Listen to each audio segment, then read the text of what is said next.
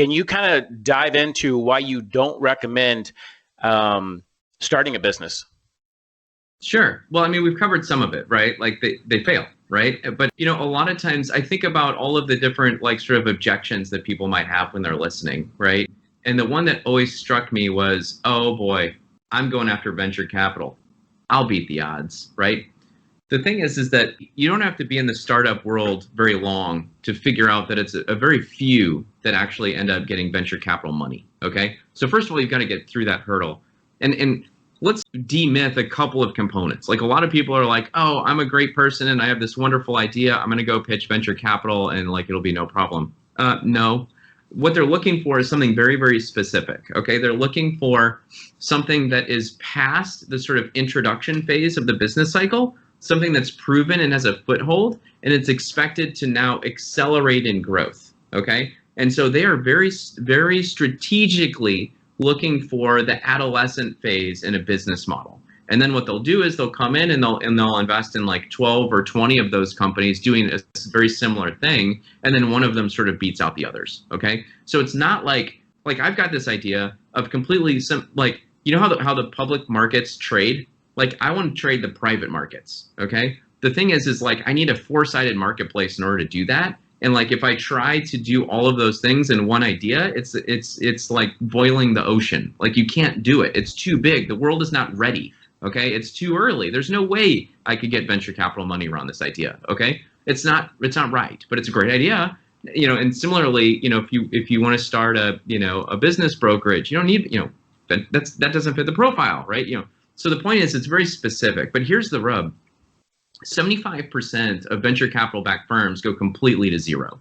Okay, only a quarter of them end up exiting. There's a book called oh gosh, I'm sorry, I can't remember the name of the guy.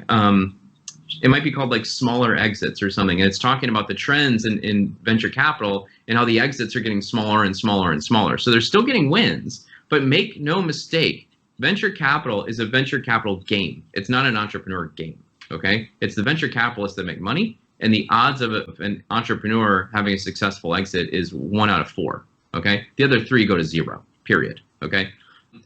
If starting from scratch, 90% fail, 10% make it, but out of those 10% that make it, 96% of them never really amount to very much, right? Like in other words, those are the people that never exceed $1 million in revenue, which just very textbook is the moment of product market fit. Okay. Now I want to talk about the other side of my face. In e-commerce, we have no overhead. Okay. We're like individuals with fractional teams, virtual teams and all the rest of it. And the thing is like I have seen sub-$1 million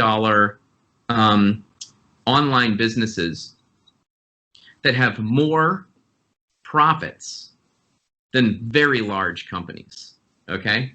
So the thing is I feel like, the proliferation of the internet and e-commerce has really kind of changed the equation and some of the ways in which I think about some of these things. 'Cause there's almost like an exception to the rule, and all of us here on this podcast are playing to that advantage. Let me go back to answering the question though. When you look at companies over decades, when you look at companies that were acquired with SBA financing, okay, the default rate has remained under 2% for decades. It hangs out about 1.3, 1.5, 1.7%, okay? So it's kind of like you take the odds of success of the startup model and you just flip it over. And you say, instead of going for, being that fraction of a percent that's going to make it and exceed $1 million in revenue, I'm just going to start with a 98+% success rate, okay? and then from there, that you can chop that up, and it actually tends to fall into thirds, okay? A third kind of struggle or tread water. A third have really good returns, but nothing exceptional, nothing to write home about, just really, really good returns. And a third of them have truly exceptional returns as a result of acquisition. Regardless, anywhere in those 2/3 that are doing really well, it's still the best performing asset class that we know of today, period.